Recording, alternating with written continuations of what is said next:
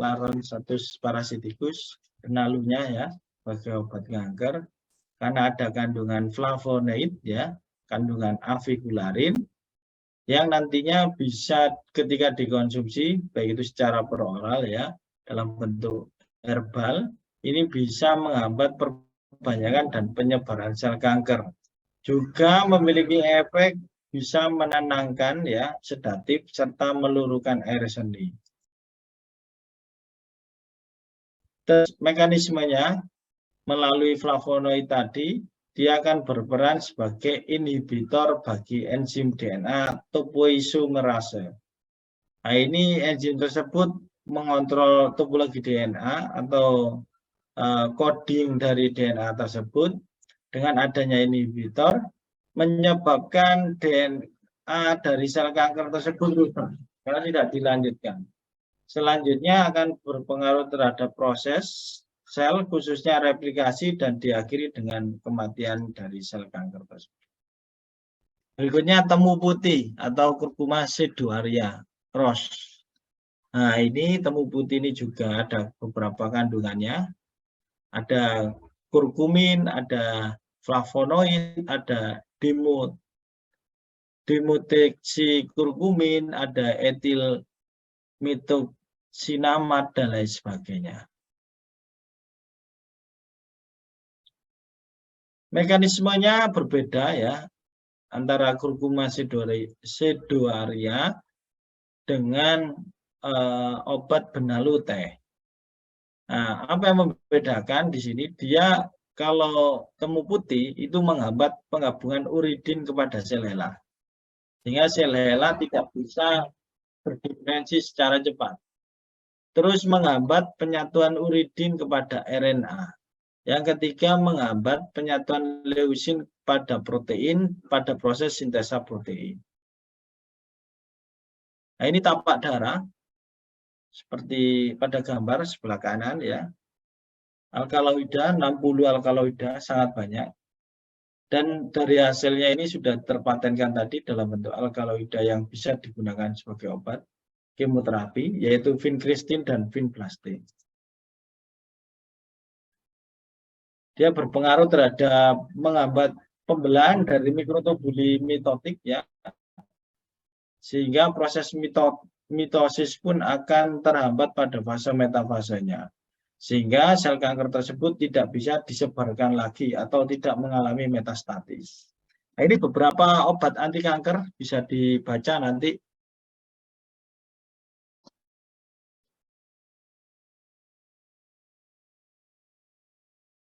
Terus ini beberapa senyawa alam. Nah, ini tidak hanya 12 saja, tetapi bisa ditambahkan seiring dengan perkembangan keilmuan. Ya, tidak hanya 12 ini. Jadi kalau bisa saudara menemukan sendiri. Contoh tadi akar bajaka kan belum ada. Terus ada senyawa lain dan lain sebagainya. Nah, itu bisa. Anti diabetes.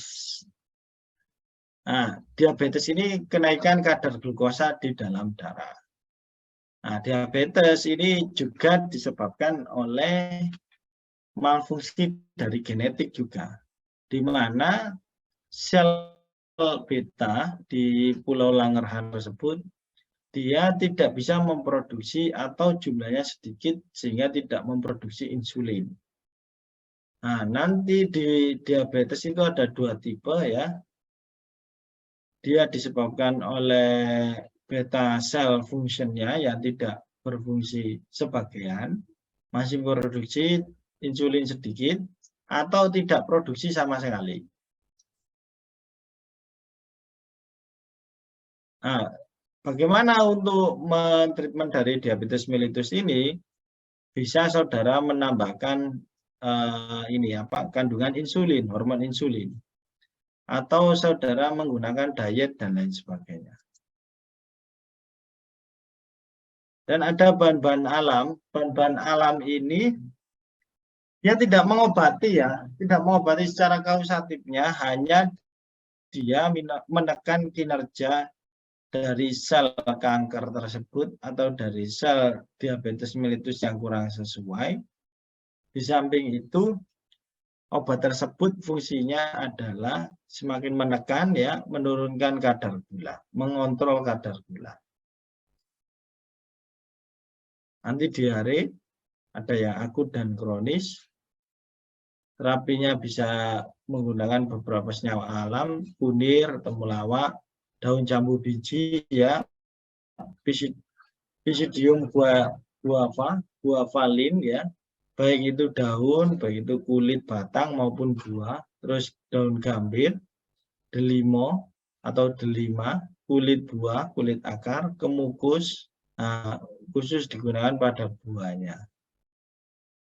Anti-infertility ini bisa disebabkan dengan cara nanti kinerja obat itu meningkatkan maturasi dari telur, prevent ovulation, terus prevent meeting of egg and spermatozoa, inhibit spermatogenesis. Nah, itu cara-cara di mana suatu kinerja dari sistem reproduksi bisa terganggu. Apa saja yang bahan alam bisa dimanfaatkan? Bisa bayam duri, pepaya, sadamala, bustru, rumput tegi, dan lain sebagainya. Terus hepatoprotektor, senyawa-senyawa yang dia fungsinya adalah melindungi sel hepar ya, dengan pengamatan dari SGOT dan SGPT atau ALT-AST. Contohnya sambiloto, kunyit, meniran, daun sendok, dan lain sebagainya. Oke, antihipertensi, manusia normalnya adalah 100, sistol dan diastolnya adalah 130/80 atau 140/90, termasuk ke dalam tekanan darah yang mild hypertension atau hipertensi ringan. Kalau moderate, hipertensi yang sedang sekitar 150/90 atau 95, dan absolut hipertensi jika dia di atas dari 150/95 mm/Hg. Hipertensi ini akan bisa menyebabkan stroke ya, disebabkan oleh coronary heart disease atau kidney failure and stroke. Terus antihipertensi, beberapa obatnya bisa pakai pegagan, alang-alang, daun salam, blumbung wuluh, kumis kucing, mengkudu, rosella, dan lain sebagainya. Baik, mungkin itu yang bisa saya sampaikan. Sebelum saya tutup, saya persilakan barangkali ada pertanyaan. Monggo. Izin bertanya, dokter. Ya, silakan, Dik. Izin bertanya, dok, mengapa orang yang terkena kanker akan mengalami kerontokan pada rambut, bahkan botak? Apakah hal tersebut terjadi karena efek kemoterapi ya, dok? Ya, Terima kasih. betul. Ya, betul, Dik. Jadi kalau di efek kankernya itu dia tidak menyebabkan rambut rontok, kulit kusam, diare, anemia, dan lain sebagainya, tidak. Tapi ketika orang tersebut tahu kanker dan dia mengkonsumsi obat dalam bentuk kemoterapi, maka yang saya katakan obat-obat kanker ini kurang spesifik. Sehingga sel-sel normal pun yang dia pertumbuhannya cepat ikut diserang, ikut dihambat proliferasinya, ikut dihambat struktur DNA-nya, ikatan dengan metabolisme, dan lain sebagainya. Sehingga kalau yang muncul orang setelah kemoterapi tadi mual-mual, muntah, terus gangguan head atau siklus reproduksinya terganggu, terus diare bahkan, atau rambut rontok dan kulit kusam.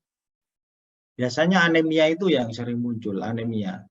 Langsung dia akan mengalami anemia, leukopenia, dan trombositopenia.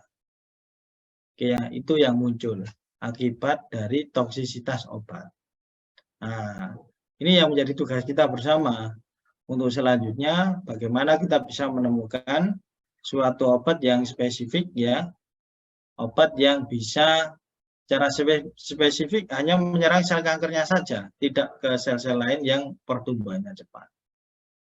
Oke, monggo kalau ada pertanyaan lain. Cukup?